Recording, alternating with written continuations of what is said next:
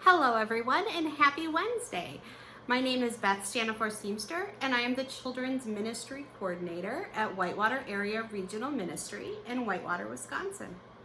I hope you're all having a wonderful week. As you know, this year we're doing things differently because of COVID. So we are doing a family ministry curriculum instead of the church curriculum that we would normally do, where you'd come and have children's ministry time with me. Every week we're learning about a different witness, someone who loved God and someone who showed God's love in the world. So the first week we learned about Jesus. Who was Jesus? Why do we follow him? The next week we learned about the Apostle Paul and how he spread the message of Jesus and of God's love through an experience of powerful conversion. He came to understand that he was loved by God, and then he went and started churches everywhere. Everywhere in what was known as the known world of the time. Of course, there's much more to the world than that. The week after, we learned about Lydia, a woman who had an experience of the heart and was baptized and very generously gave to the church and continued to spread God's word. Last week, we learned about Saint Genevieve of Paris, a woman who called people to prayer and who was very generous. This week, our witness is a woman by the name of Saint Bathilde, or sometimes known as Saint Bathilda. Now, that's a name that's a little hard for me to pronounce. It's a French name, so I may mispronounce it, and if that's the case, I do apologize. Well, I have some notes here, so I'm going to tell you the story of Saint Bathilde. She was born in 626. Okay, we're in the year 2020. So think about it. That was like 1400 years ago. This woman was born. And when she was a little girl, she was actually kidnapped by some Danish slave traders. She was taken to what is now modern day France and sold as a slave. And she was sold as a slave into the household of the mayor of the palace. So not the king, but someone who probably was in charge and ran the palace. And as she grew up, she caught the eye of the Prince Clovis, who later became King Clovis II of France. And they married. So she went from very humble beginnings as a slave to then marrying and becoming the queen. Now in those days, women didn't have full equality the way that we have worked for today. But when she was queen, she was able to have quite a bit of influence on how laws were made, on just the culture, how things were. So she gave very generously to the poor. She started monasteries and convents. She helped with building up shrines for people who had passed. She was really loved by the people and known for being very wise. Well, she and Clovis had 3 sons in 6 years of their marriage, okay? So she has 3 boys. And when her oldest boy is 5, and she and her husband had been married for 6 years, King Clovis II died, and she was a widow. That made her son, I'm gonna mispronounce this, I think it's Clotaire III. He was 5 years old and he became king. So what happens in that situation is that if a child becomes the king, usually until they are 18 years old, they have what's called a regent. And a regent is a person who helps them make decisions or makes decisions on their behalf. So it's usually a trusted family member or an advisor, someone who can help them. Then when the king comes of age and can take over, then the regent steps back. So Saint Bathilde, or the Queen Bathilde, she became the regent for her son, which was a big step for a woman because usually that's the sort of position that would go to a man. But that tells us of how trusted and loved she was. So she became the regent and she helped her son. She nurtured him and helped him learn how to govern until he was able. And so with that, she was really able to promote this Christian agenda. So again, when we talk about witnesses, people who love God, and the second part of that is that they love God's people. So they show that love to the world, and she did that. So she did some really interesting things. At that time, land was owned communally, so no one owned their own land. You worked on someone else's land, and that land belonged to either the church, which was very wealthy, or to nobles, people who had a lot of money.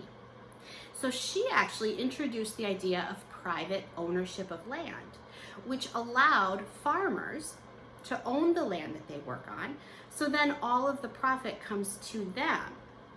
And it gave them an opportunity to use their land as a way of kind of like a leg up. It helped people get out of poverty through work. So she introduced this idea. What also was happening during this time, remember it was the 600s, is that the people who were poor in France, their taxes were so high and they often couldn't afford to pay them, so they would be forced to sell their own children into slavery. Could you imagine being a little kid like you are and your parents having to sell you into slavery? I think that would be very traumatic.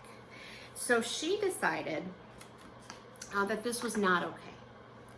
And she reduced the taxes so that people would not have this burden.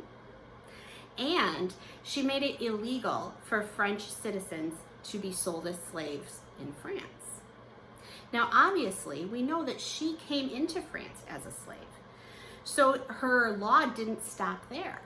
What she said is that any slave who comes into her country immediately had the ability to pay their ransom, which meant that they could buy their freedom. And then she turned around and oftentimes paid the ransom of many of these slaves that were being brought into France. So she was very committed to ending this practice. She was very committed to allowing people to be free.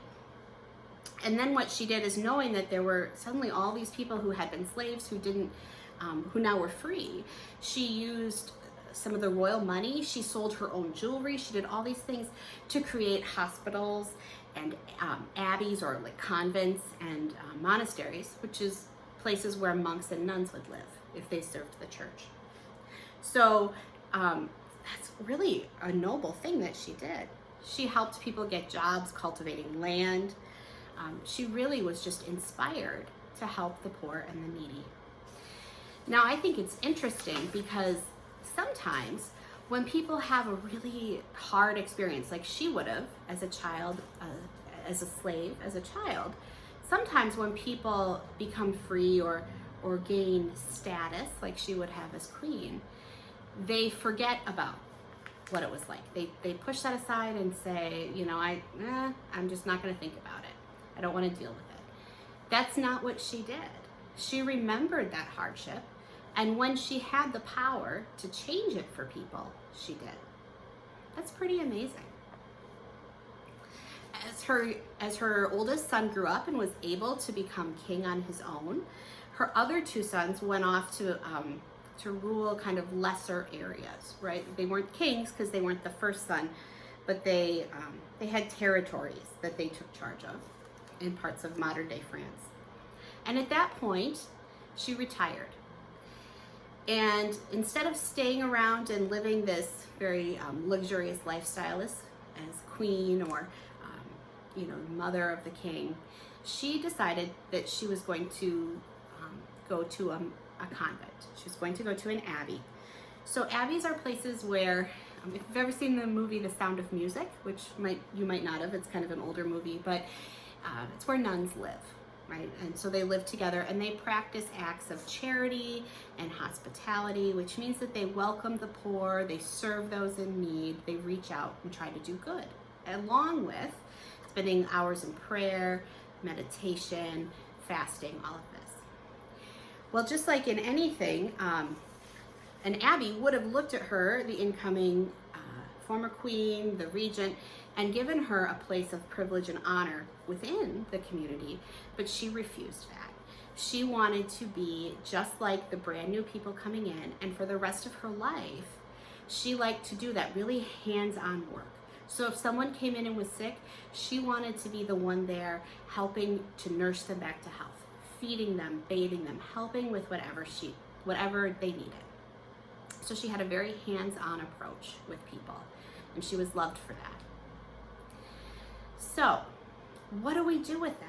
My question for you this week, as you learn about St. Bathilde, what does that mean for you? Are there aspects of her life that you can relate to? Hopefully you've never been a slave, but have you ever experienced a hardship and then found something really beautiful could come from that? Have you ever used your voice to try to make a difference for other people? Have you ever used your life to try to make a difference for other people? However small it might be, it makes a difference for someone. So I invite you to look at our lesson plan for the week, which you'll find on the website, on the Google Docs site with this video. Have some conversation as a family and check out the activities to see what you want to do. With that, I'm going to wish you blessings and say have a wonderful week. Thank you.